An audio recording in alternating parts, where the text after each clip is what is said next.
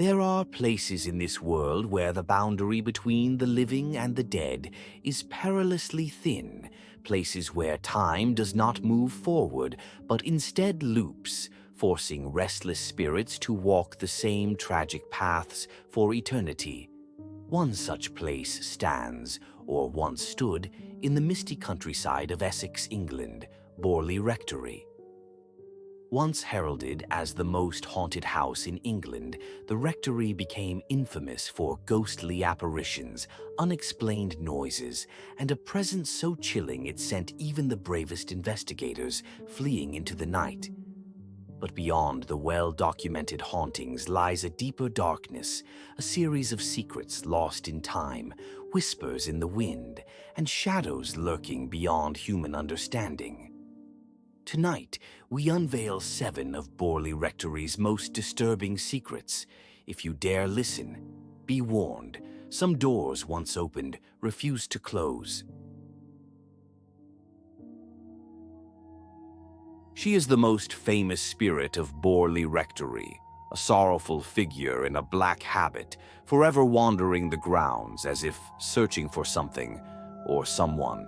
It is said that on certain nights, just as the mist rolls in over the empty land where Borley Rectory once stood, a figure can be seen gliding along the ruins.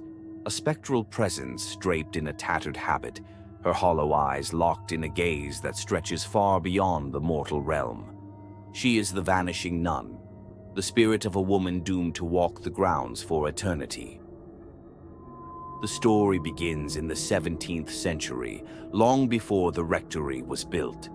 According to legend, a young nun from a nearby convent fell in love with a monk from Borley's monastery, a love that was never meant to be. They whispered their vows to each other in the shadows of the trees, vowing to flee and begin a new life far from the eyes of the church. But fate was not kind. On the night of their escape, they were discovered.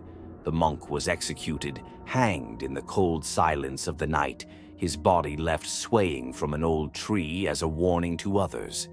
The nun, however, suffered a more terrible fate.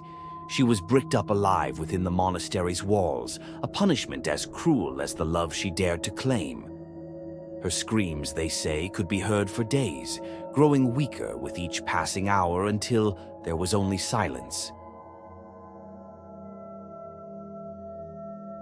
By the early 20th century, Borley Rectory had become a beacon for the supernatural. It attracted not only ghost hunters but also psychics and mediums eager to communicate with the spirits trapped within its walls. One séance in particular, held in the dim glow of candlelight, unearthed a presence so dark it left those in attendance scarred for life.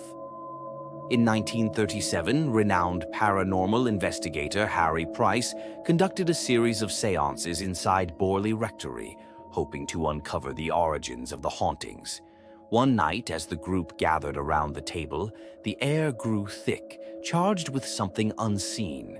The candle flames flickered violently, their light casting grotesque shadows on the walls. Then, as the medium spoke, a sound echoed through the room. A faint, desperate tapping. "Is there someone here with us?" Price asked.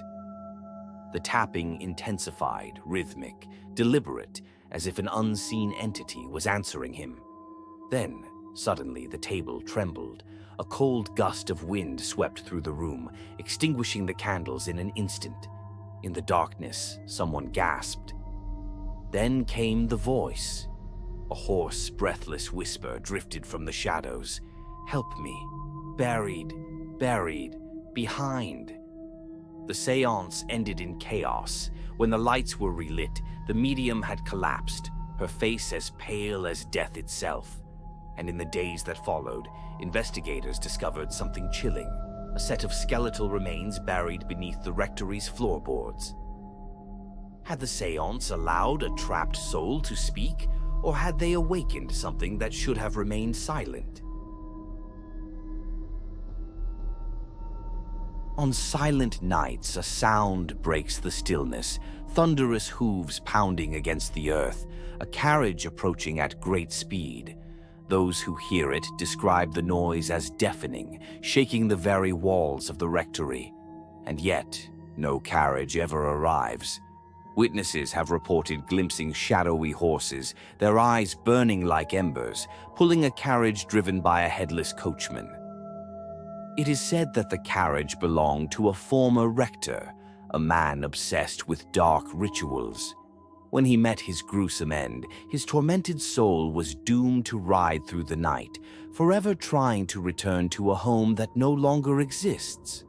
Those who step outside when the carriage is heard claim to feel the ground trembling, and sometimes they see spectral hooves pressing into the dirt, leaving marks that vanish by sunrise.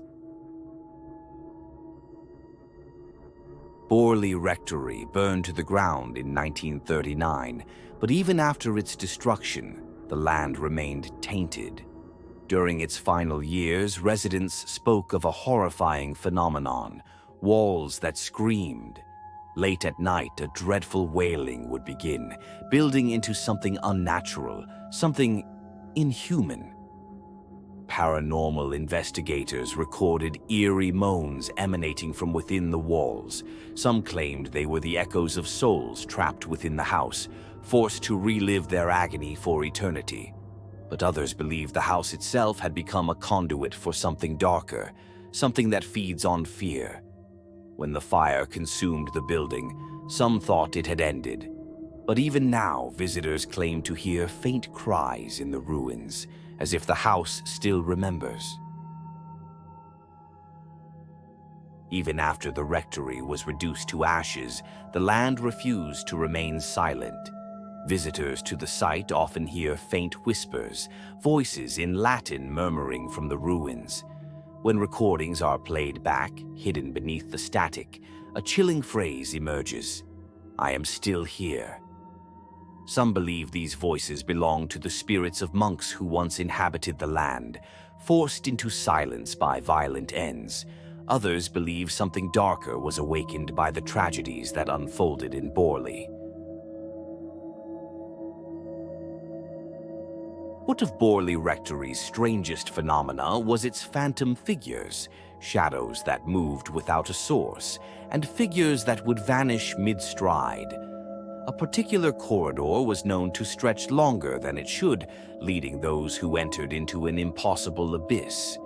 Some who stepped inside would emerge minutes later, convinced they had been gone for hours. Others felt unseen hands pulling them deeper into the darkness. One investigator described his experience as feeling disconnected from reality, as if the hallway was swallowing him whole. He ran back only to find that what had felt like seconds had actually been nearly half an hour. Those who dare step into this place even now feel that same chilling sensation that something unseen is watching. As the fire consumed Borley Rectory, one last ghostly figure was seen. A man engulfed in flames, yet walking calmly through the wreckage. Those who witnessed it described his face as a hollow mask of agony, his body blackened and smoldering. But he did not scream. He did not try to escape. He simply disappeared into the inferno. Many believe he was the final omen, the spirit of a tortured soul whose suffering was finally consumed by the fire. Others fear that he was never human to begin with, merely the manifestation of something far more sinister, watching as Borley Rectory met its doom. But the terrifying truth is this: the fire may have reduced the house to ashes, but the hauntings never ceased. Even now, those who visit the site claim to feel unseen eyes upon them, a presence that lingers just out of sight. Borley Rectory may be gone, but its secrets remain, a place where time and tragedy intertwine, where lost souls linger, unable to find peace. Perhaps if you ever find yourself walking near the site of the old rectory, you may feel a chill, hear a whisper, or catch a fleeting glimpse of a ghostly figure in the distance. A reminder that some stories never truly end,